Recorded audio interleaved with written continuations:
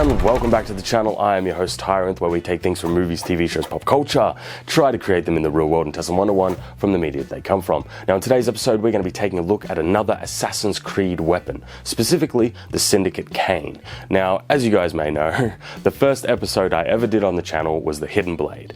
Now the Hidden Blade as a concept, as a design, yeah. But the cane, I'm actually really excited about it because I think it's going to have quite a lot of validity, and I think this one's going to go well. So something to redeem the Assassin's Creed franchise. But yes, that's what we're going to be looking at. There's not going to be a build. I've already ordered it and I'm specifically waiting for it to arrive. So we can just go ahead and jump right into it. This cane here is just a prop. This one here I made, it's from Jurassic Park. It's pretty cool. Yes, I am a distinguished gentleman with an ordinary cane. Yes. That wasn't very British of me, was it? Anyway, right off the bat, I f***ing love it. This thing here, I don't want to jinx it because there's a couple of caveats here, but I really like it. Not only do I like it for like in-world lore reasons, I like it as a functional, practical thing that you could carry around. Now, there's a couple of caveats I said. This one here, we're going to be a little bit more theoretical than usual, and the reason why is really simple. This doesn't have a blade in it. This has no blades in it, so I've got one of the toy replicas here just to showcase some stuff. And the reason why is really simple. I can't really put blades in this.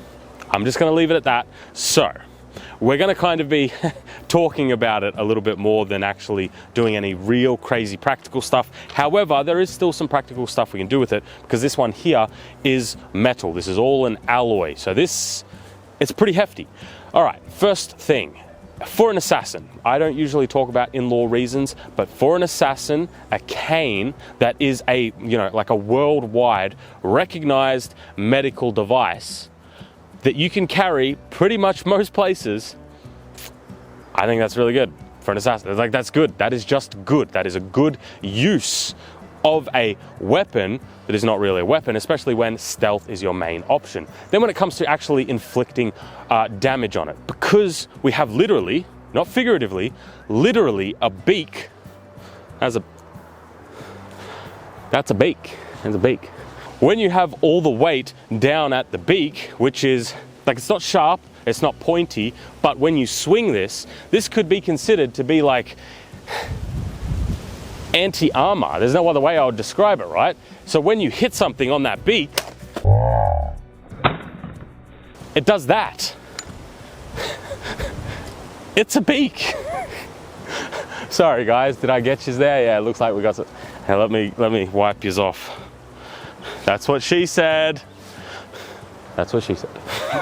Now, as a cane, without any of the extra weaponry you have on it, thumbs up. Awesome. On top of that, comfort.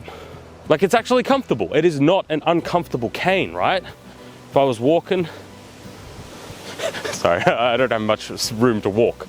If I'm walking around, it's a functional cane.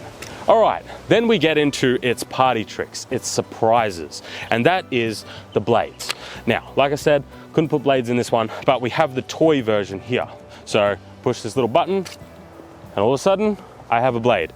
On top of that, there is also this additional blade here. Now, this is the one that I want to talk about, because this as a knife, right? You have your cane, you're walking around, you're an assassin, you need to pull out a blade, stab someone, put it back in to hide the evidence because the blood would be on the blade down in here.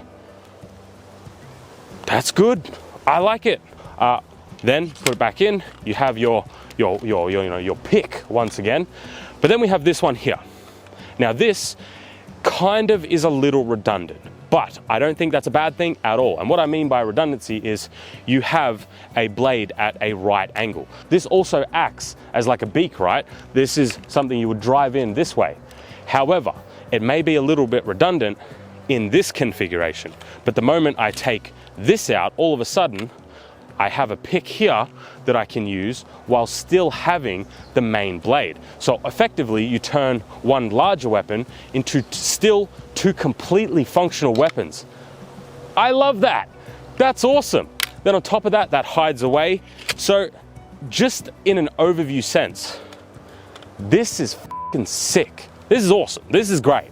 This is fantastic. Now we can debate about the game all the live long day as purely a weapon. All right, let's go through it here because I'm loving it.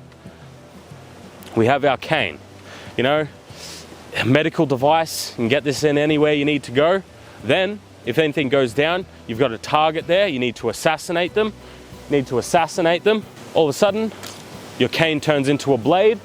Then you got blood all over it. What do you do with it? Well, I'm just gonna put it in there. But then once again, we have our two different modes. So we still have our blade, but we still have that pick that we can just drive down into targets from any which angle. Then we have this, like,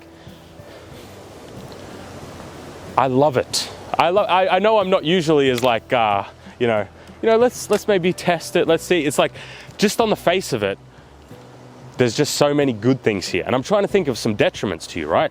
In terms of the weight, that might be one of them. Because this one here doesn't have any blades in it, but this is kind of heavy. This is a bit of a chunky boy. So carrying this around all the time, I mean, carrying it. You're not really carrying it, you're using it.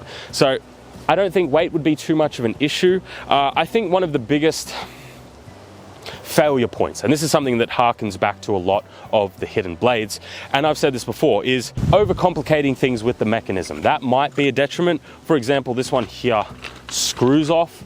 That takes a while. I wouldn't say that is optimized at all. However, threads are very secure, so you're not going to have a blade that goes anywhere, right? But I would say threads are probably not the way I would want to use on something like this, simply because threads can make noise, they can be a little bit crunchy, they're a little bit harder to do. On this, I guess it's like an official replica toy version, it has a little bit of a pin that you push in and then the blade comes out. That is a much better mechanism.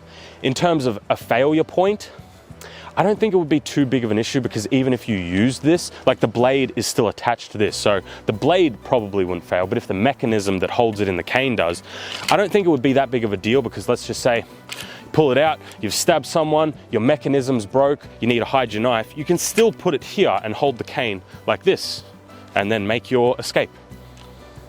Like, it's not ideal to have mechanisms because they can be failure points, but at the same time, I don't think it would be that big of a deal in like a practical use, right? In terms of this blade down here, this is an interesting one because this is, relatively speaking, a rather short blade. It's on a right angle, so you would be able to generate like a shit ton of force, right?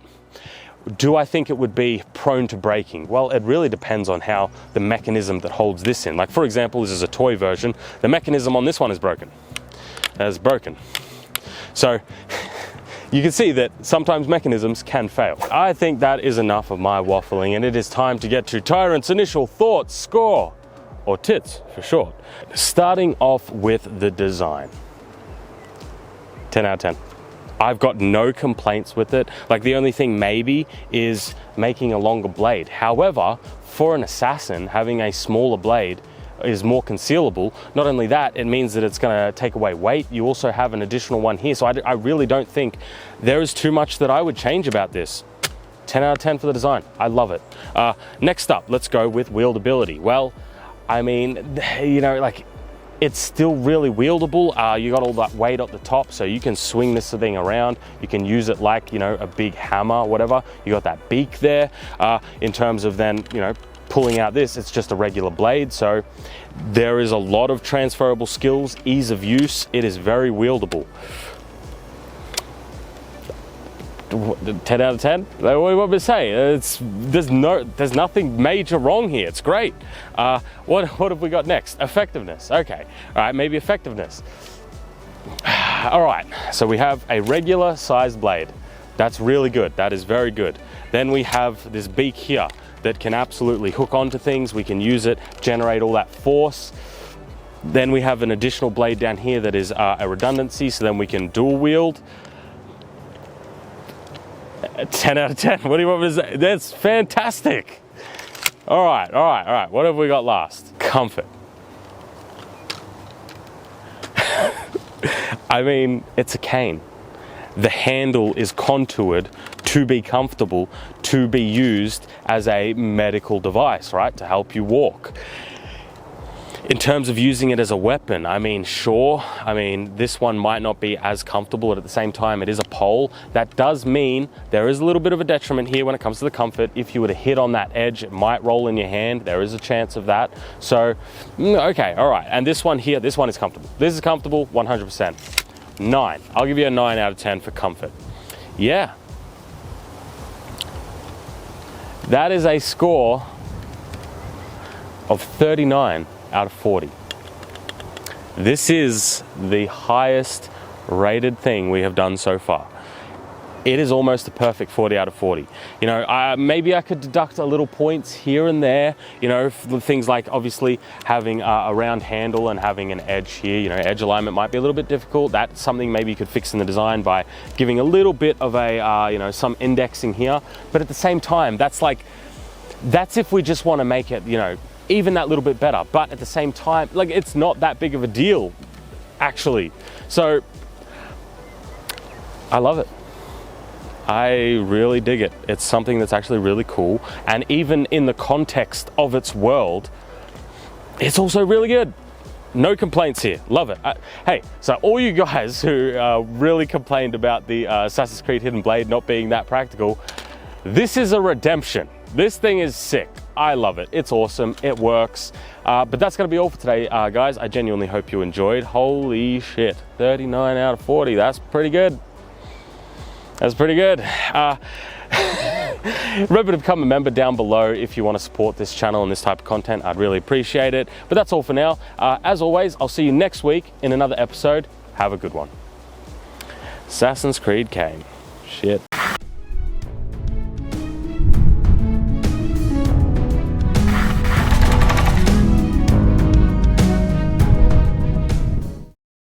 I believe this is what they call a post-credit scene. Yes, a brand new set. What do you guys think? I thought I should at least acknowledge that the set has changed. We've got a brand new set. I finished building this a little while ago, and I'm really happy with it. I hope you guys like it. I think it looks way better, but you're probably not going to see much of it for a little while because I've still got a bunch of episodes filmed at the old set. So yeah, you're probably gonna have to wait a little while until you see more of this one. But thanks for watching. Yeah, I thought I should just bring it up because I think it looks cool. I like it.